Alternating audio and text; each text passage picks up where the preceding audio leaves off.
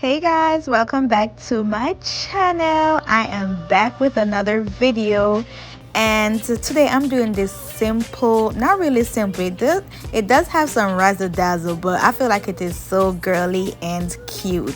So let's just jump right into it. So I am using my medium sanding band, and I am in love with the smaller sanding bands. Let me know what you guys think in the comment section if you tried the smaller sanding bands, because I just feel like it preps the nail better. It gets into the sidewall and the cuticles much easier. It is important to prep the nail because this promotes adhesion and it prevents lifting, and it also removes oils from the natural nail. You cannot apply acrylic if the nail is not prepped because the acrylic will not adhere properly. So you must prep your nails to remove all oils. Our body produces oil, and this oil is also on our nail plate. When prepping, you do not need to be harsh on the natural nail. Be very gentle, and all you need to do is go from the right to the left and focus on your sidewalls and the cuticle area, because this is where most of your lifting starts. My drill is on 5,000 RPMs when I'm prepping. I find out that this is my perfect balance. I never pass 7,000 RPM. Now I'm going to measure my tips. I usually measure my tips, making sure they're fitting from side to side. That way I do not have lifting or breakage. You always want to make sure your tip is not too small, because if your tip is too small, the nail can pop or break very easy, and it can also lift very easy. So you want to always make sure that you're using the perfect size, and if you find the tip one is too big, one is too small, always go with the bigger one, because you can always use your hand file and file the sides down, or you could use your nail clipper or your nipper to remove any excess. That way it fits perfect from side to side. Side to side fitting is going to give your nail all the strength that it needs to last your clients 4 weeks, 5 weeks, 3 weeks. The last thing you want is for your client to text you 2 weeks later and tell you that the nail broke. Now I'm going in and I'm going to glue my tips. I'm using the brush on glue, and when you're gluing your tips down, you always want to make sure you try to glue them as straight as possible, because this is where shaping starts. If your tips are on crooked, it's going to be kind of difficult to bring them back in the end. So you always want to make sure that the tips are on straight. Some clients' nail, they are crooked, so you always want to make sure you're paying attention to the direction that the nail is going. And you want to, my trick is I always follow the knuckle, the first knuckle on the finger. I always follow that and try to line the tip up with that. But you always want to make sure you're paying attention to your client's finger, and do not always follow the direction in which it's going. If the nail is crooked, for example, you don't want to follow that direction. Of course, you want to glue the nail straight towards you always. That way you prevent having your results looking crooked. As you can see, I'm using my Guideline square tips. These are some new tips that I have. They have lines on them, so all my client really need to do is just show me the line that the length that she wants by showing me the line, and I just go ahead and cut all the nails at the same line, and this makes it super easier for me. The only thing I can say is it's going to come back down to some clients' nail bed, they're different lengths. So the middle fingernail bed may not be the same length as the ring fingernail bed, so that sometimes throws the lines off, if that makes sense. So you always want to make sure you're looking at the length of the nail bed, just to kind of eyeball it and make sure that all the nail beds are looking about the same length. If not, if one is shorter, just go ahead and maybe give it like an extra line so it it adds up back to the same length. Now I'm just blending my tips. I always blend my tips, that way the acrylic flows better and it's going to be harder to lift. Blending the tip just make transition so much easier, and if you're using like clear acrylic or like a light pink that's gonna see through, maybe if you don't blend your tips, it's going to show. So just use the extra 5-10 seconds and blend the tips. Always dust off my nails because I don't want to leave anything on top of the nail. I want to start working with a very clean surface. And now I'm using my lint-free wipes with some alcohol to help dehydrate the nail, because dehydrating the nail is going to help my acrylic to adhere much better. Ever since I started to dehydrate, I did notice improvements in my retention. So whatever works, I just keep doing it. Now I'm using my Mia Secret Protein Bond, and I do like to use Protein Bond as well. A lot of nail technicians skip this step, but I noticed that it works for me, so I do it. And then I'm using, I think it's pronounced Syncere Luxe primer. I've been using this primer for maybe a year, and it works very well with my retention. It's a black owned business and I support her, and that girl products works. Anyway, so I'm using my 876 monomer, and this is the 8-ounce monomer. So I did have to open a new one because the other one I completely ran out and I didn't even notice. I'm so happy that I brought this one to work today. It came in so handy. So what I like the most about this monomer is the little sprout. That way I don't have spillage. I really love that because I am very clumsy. I always put my acrylic brush in the monomer to sit for a little while.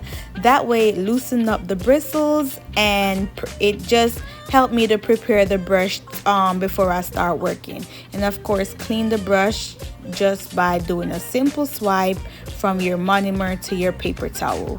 So you always want to make sure that you tap towards your client, and then the opposite side you pat and bounce in your powder. Drain any excess liquid from your brush. That prevents your acrylic from running too much. So you always want to make sure that the consistency of your bead is what you can control.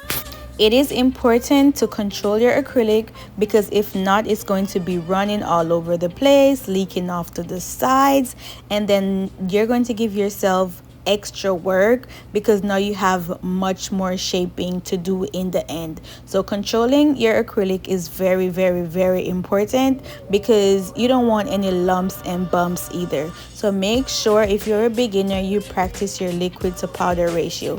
My second bead, this is going to go just above the cuticle, and then I just gently pat it towards the cuticle and let it flow while I blend the remainder into the previous acrylic. I never work with my bead too dry because I like when my transition is seamless, and I noticed that the wetter the bead, the more seamless it will be. And when I say wet, I'm not talking about uncontrollably wet. I'm talking about just enough, like what's in the video, that you can control and it's going to blend. So one more time, I'm going to place this right where the tip and the natural nail meet, and as you can see, I'm just doing gentle patting motion. I'm not overworking the acrylic. I'm being very gentle with it while I guide it towards the tip of the nail. Also, when I cut my acrylic, I use the belly of my brush to press against the nail tip, and this acts like a knife or something. When I press the acrylic against the nail, that's how I remove the excess. So my second bead, I place it right in the apex area for more strength, and then my third bead, I'm going to place that just above the cuticle again. And I never fight my cuticle bead to flush. Usually when I place it, the acrylic starts to take the shape of the cuticle, and it just flows naturally into the side walls as well. So if you place your acrylic down and it's already flowing and doing its thing, you don't have to do too much. Don't overwork your acrylic, because sometimes we are the one that creates the extra problem. So make sure you're working with your acrylic and not against your acrylic. Be intentional. A lot of beginners, when they're applying their acrylic, they're not intentional with their bead and with their application and with their movement. You always want to make sure that you're intentional about everything that you do, and you're not just doing it because you feel like that's the next thing that needs to be done. If it's the next thing that needs to be done but it's not necessary, don't do it. And if it's something that needs to be done, you do it. You have to work and be in tune with what you're doing, be connected to what you're doing, and then also make sure that you're practicing one pattern. That way you're going to develop like a muscle memory for it. So always do the same exact steps every single time. This is going to help you to get faster. It's going to help with your time. Time is money. So I highly recommend everybody to have a routine. When you have a routine, you're going to complete your sets way faster.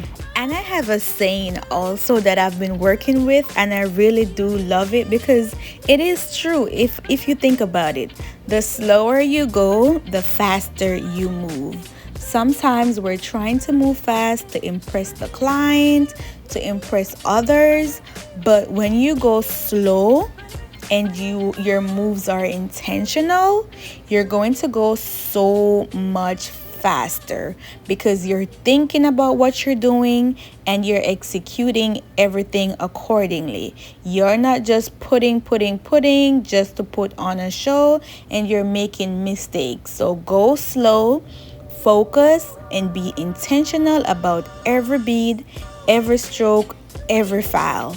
That's my advice. That's what I work with. Sometimes I'm like, I've been moving so slow, but I finish so fast. And that is because I'm not making any mistakes. Every bead I put down, whatever I put it down for, if it's the bead that I place to get to the free edge, it's getting to the free edge. If it's the apex bead, it's getting to the apex. If it's the cuticle bead, so because of that, all my moves are intentional. So because of that, I get done super fast. Guys, do you see how this acrylic is so buttery? This is called Too Cute. As you can see, it's super easy to work with.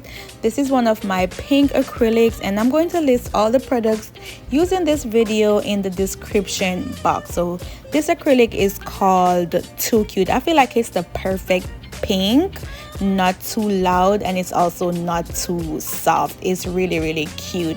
And I'm using my number 12 acrylic brush as well. I always go for smaller brushes. I never pass like a number 14 brush. I'm always at a number 12 or a number 14.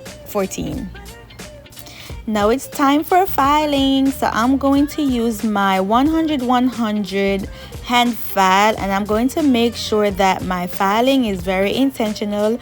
We're doing a square, so when I'm doing a square, my aim is to line up the side walls and making sure that it's coming straight from the side all the way to the tip of the nail.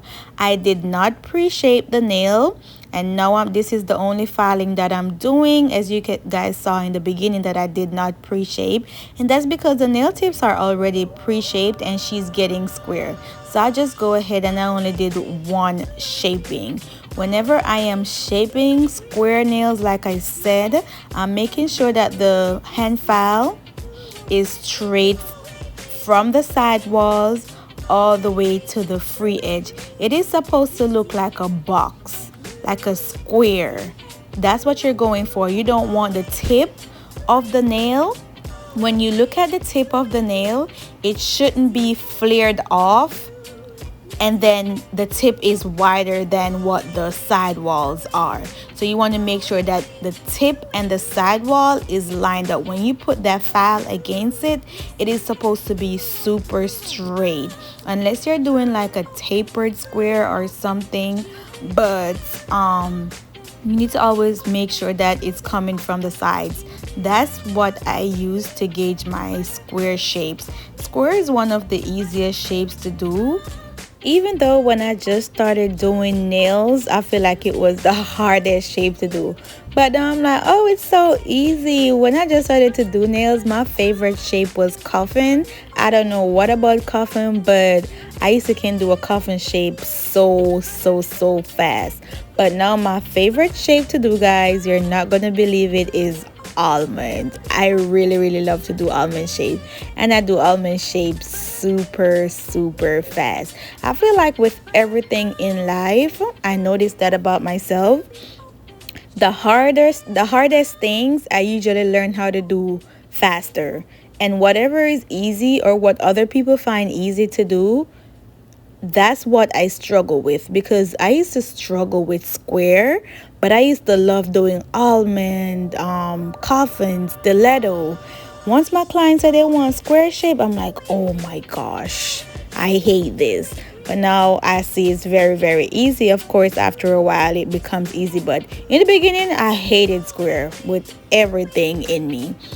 So for my shaping, I usually use a 100 grit or a 80. I'm just getting into using 80 grit because I do also sell 80 grit and 100, and I'm always leaning towards the 100 grit until I saw like a lot of customers keep buying the 80, and I'm like, there must be something special about using a 80 grit. Let me know in the comment section, what grits file do you prefer to use, because now I'm kind of feeling the 80 as well. So now I'm just going to drill my nail using my medium panna bit, and my application was very smooth. So all I'm really going to do is focus on sealing the nail to prevent lifting. So I'm going from the right to the left, focusing on my sidewalls and my cuticles. This is where the nail is sealed. This is where all lifting starts. So you always want to make sure that that area is very flush. It should look like it's growing out your client's nail, like legit. So you always want to make sure that the cuticle and the side walls are flush. No acrylic should be up on the skin, and I would say try to use a safety bit if you're scared to go straight in with the regular bit, but the safety bit still doesn't really seal the cuticles that good, to be honest with you.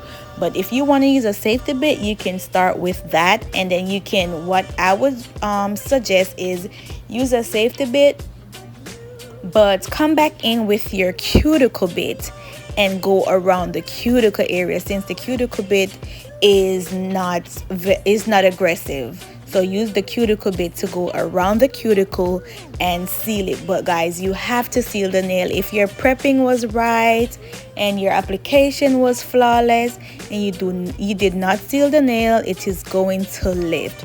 Do you see how I'm getting my bit on the back end, on the side walls? That is what you need to do. Make sure that it's sealed. I'm not going to stop stressing. Seal the nail or else it's gonna lift.